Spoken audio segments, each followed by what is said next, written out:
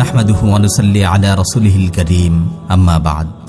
সম্মানিত উপস্থিতি, সালাত মুমিনের জীবন পথের সঙ্গী, তার হৃদয়ের আনন্দ, তার সব কর্মের অনুপ্রেরণা। 5 ওয়াক্ত সালাত তার পুরো দিনটিকে খুব চমৎকারভাবে 5টি অংশে ভাগ করে দেয়।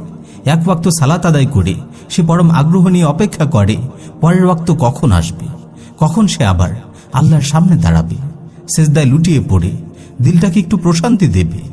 এত সুখ, এত শান্তি সে আর কোথাও পায় না। তাই সে উত্তম রূপে নামাজগুলো আদায় করে।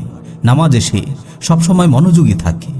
নামাজ শেষ করার সাথে সাথে সে পার্থিব কাজে ব্যস্ত হয়ে পড়ে না, বরং হাদিস শরীফে নামাজের পরে যেসব ইস্তেগফার, আজকার ও তাসবিহাত নির্ধারিত আছে সেগুলো গুরুত্ব সহকারে পাঠ করে। তারপর আল্লাহর দরবারে কায়মুন বাক্যে দুনিয়া ও আখিরাতের কল্যাণ ও হিদায়াতের জন্য দোয়া করে।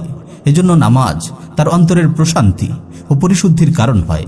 সুনানে নাসাইতে বর্ণিত একটি হাদিস এসেছে, রাসূল সাল্লাল্লাহু আলাইহি ওয়াসাল্লাম বলেছেন, ওয়া জুইলাত কুররাতু আইনি ফিস সালাহ, নামাজের মাঝে আমার চোখের স্নিগ্ধতা রাখা হয়েছে। প্রিয় ভাই, প্রকৃত নামাজি ব্যক্তিগণ আল্লাহর নিরাপত্তার চাদরে বেষ্টিত থাকেন, তার বিশেষ তত্ত্বাবধানে থাকেন। ফলে তাদের যখন অনিষ্ট স্পর্শ করে তখন অস্থির হন না, এবং যখন কল্যাণপ্রাপ্ত হন তখন কৃপণ হয়ে যান না। যখনই মুমিনের জীবনে কোনো দুঃখ আসে, মুমিন সবর করে নামাজের আশ্রয় গ্রহণ করে। কারণ আল্লাহ তাআলা বলেন, ওয়াস্তাঈনু বিস-সাবরি ওয়াস-সালাহ, তোমরা সবর ও সালাতের মাধ্যমে আল্লাহর কাছে সাহায্য চাও। জীবনের সুখে দুঃখে, আনন্দ বেদনায় এবং সাফল্য ব্যর্থতায় সালাতই মুমিনের সঙ্গী। মুমিনের সালাতময় জীবন কত যে সুন্দর ও পরিপাটি তা ভাষায় বর্ণনা করা মুশকিল।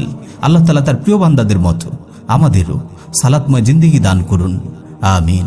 ওয়া আখিরু দাওয়ানা আনিল হামদুলিল্লাহি রাব্বিল আলামিন।